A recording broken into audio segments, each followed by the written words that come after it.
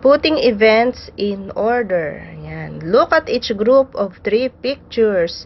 Which one comes first? Which one comes next?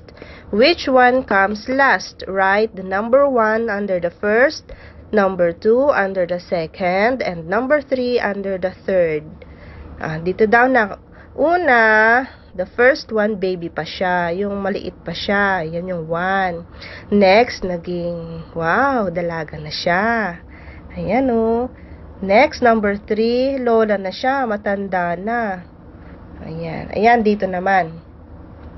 O, dito, ano yung number 1? Yung una.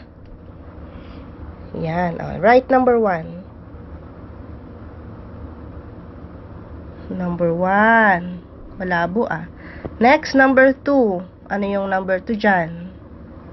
Ano yung susunod? Diba, maliit pa yung yung halaman.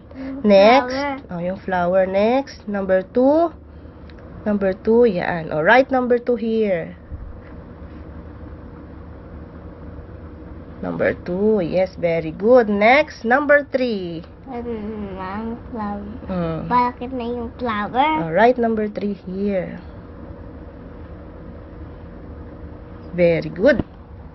Next, ito namang mga cat. Which come first?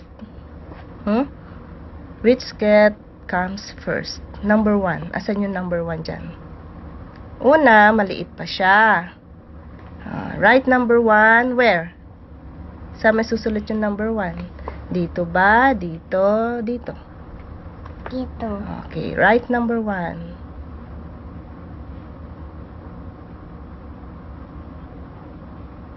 Next, number 2.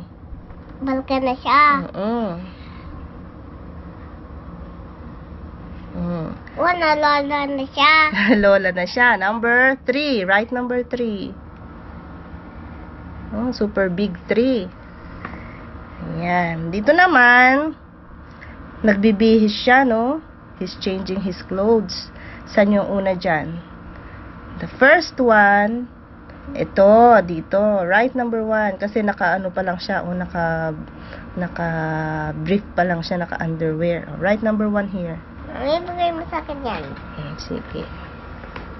Dito, number 1.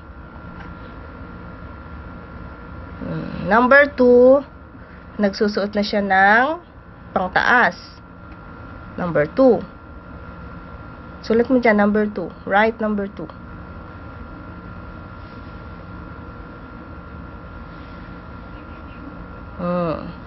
Next, number 3.